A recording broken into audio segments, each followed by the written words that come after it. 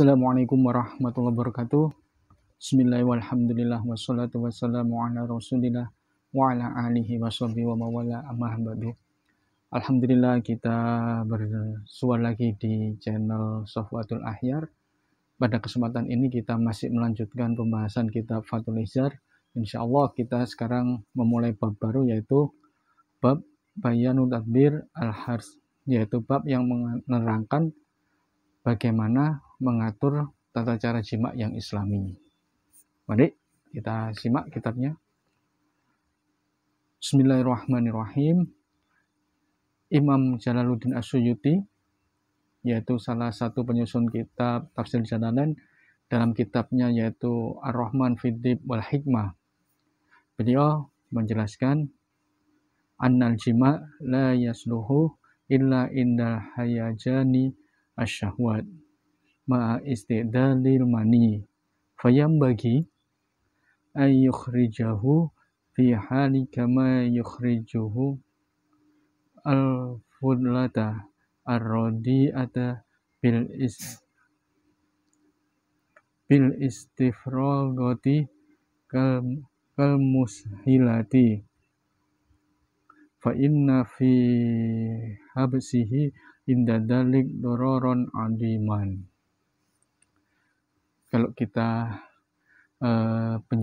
dijelaskan secara singkat bahwa jima bersetubuh, berkumpul suami istri tidak baik, yaitu jangan sampai dilakukan kecuali pada saat syahwat sedang kuat-kuatnya dan persediaan air mani, sperma, itu cukup di dalam tubuh.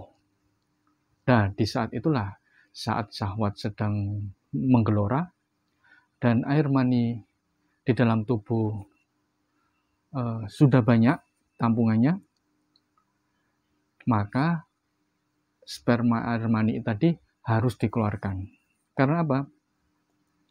Karena sama saja kalau tubuh menyimpan banyak sperma, itu sama dengan tubuh menyimpan banyak kotoran. Seperti perut kita makan, sebagian akan diserap dalam usus dan diendapkan menjadi bakal kotoran yang kita keluarkan tiap hari. Sama dengan sperma, harusnya bila sudah full di tempatnya, maka harus segera dikeluarkan. Karena kalau tidak disalurkan, maka menjadi bahaya yang besar bagi tubuh kita. Itu penjelasan Imam Suyuti di dalam kitab Ar-Rahman Fid-Dib wal Hikmah. Tetapi sebaliknya, bila orang itu terlalu banyak jima, terlalu banyak bersetubuh, terlalu banyak kumpul dengan istrinya, maka akan menyebabkan beberapa hal. Yang pertama, akan kelihatan cepat tua karena tubuh terlalu terforsir energinya. Yang kedua, kurangnya kekuatan tubuh. Dan yang ketiga, tumbuh uban di kepalanya.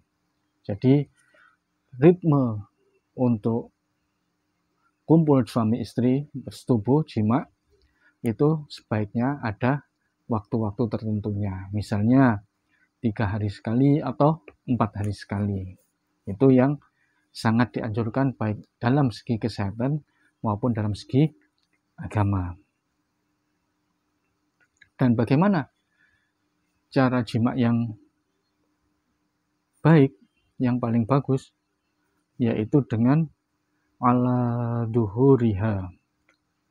Maksudnya, seorang istri itu tidur terlentang, kemudian sang suami berada di atasnya.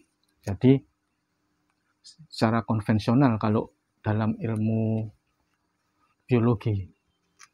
Jadi, istri tidur terlentang, kemudian suami di atasnya. Itu cara yang paling bagus.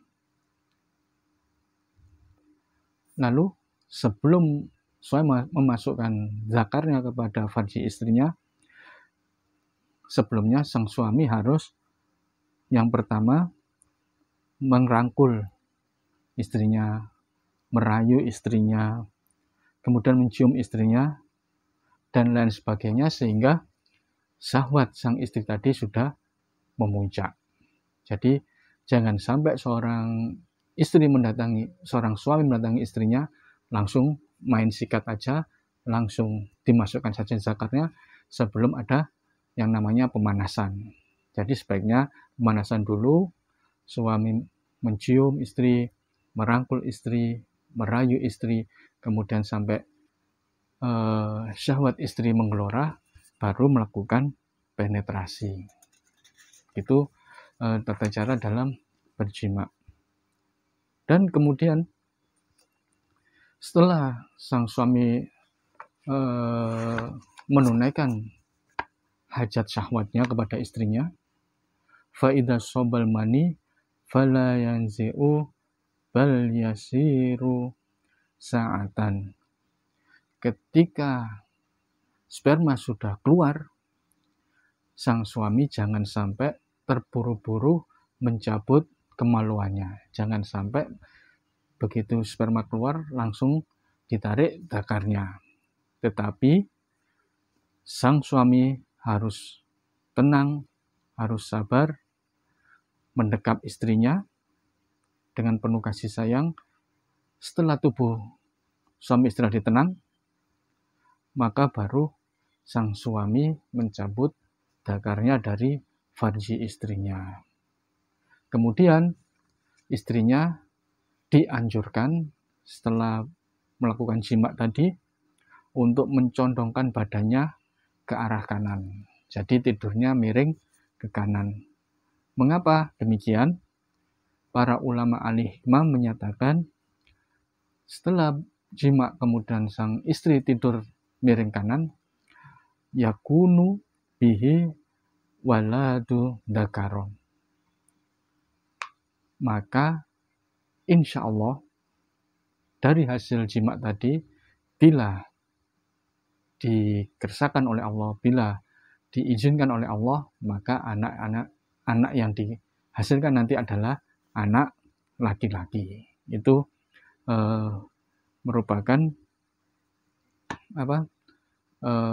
ilmu dari para ulama ahli hikmah. Kemudian setelah tadi suami mencabut zakarnya dari farji istrinya, kemaluan masing-masing dibersihkan dengan tisu atau kain yang bersih, dan kainnya kalau bisa satu-satu, bukan satu kain dijadikan untuk berdua, tapi dua tisu untuk masing-masing suami istri, atau dua kain untuk membersihkan kemaluan suami satu dan istri kain yang lainnya. Mengapa harus sendiri-sendiri? Di sini dikatakan oleh ahli hikmah bahwa kalau membersihkan kemaluan setelah jima tadi dengan satu tisu atau satu kain, maka akan menyebabkan rasa saling benci antara suami istri tadi. Naudzubillah min dzalik. Kemudian apa yang dihasilkan oleh tubuh setelah melakukan persetubuhan tadi, setelah jima tadi? Wa ahsanu al-jima ma ya'bibuhu nasyatu wutibu nafsi wababi syahwa. Jima yang paling bagus adalah setelah selesai melakukan jima, maka tubuh akan menjadi sehat. Tubuh akan merasa segar. Hati merasa puas dan masih ada sisa-sisa syahwat. Itu adalah salah satu ciri jima yang sukses, jima yang dikehendaki oleh suami istri tadi. Sedangkan jima yang buruk, jima yang jelek, setelah melakukan persetubuhan, suami istri tadi badannya nggak enak, ngerges kalau orang Jawa bilang. Terus dadanya menjadi sesek. Kemudian anggota badan menjadi mati rasa. Kemudian ada rasa pusing, kemudian rasa tidak sayang dengan istri tadi. Karena itu, dalam melakukan jima persetubuhan, yang pertama tadi adalah pemanasan dulu, sehingga syahwat istri memuncak, kemudian baru suami melakukan penetrasi. Setelah selesai, tidak sampai langsung dicabut, tetapi ditunda dulu mencabut zakarnya, sampai sama-sama merasa tenang, sama-sama merasa puas, baru dicabut, kemudian dibersihkan sisa-sisa sperma air mani tadi dengan kain atau lap atau tisu, kemudian istrinya miring ke kanan kalau menghendaki anaknya lahir laki-laki. Demikian penjelasan bab tata cara jima pada episode kali ini. Pada episode-episode berikutnya akan kita lanjutkan bagaimana tata cara jima secara Islami. Kurang lebihnya saya mohon maaf. Wallahu a'lam bishawab. Wassalamualaikum warahmatullahi wabarakatuh.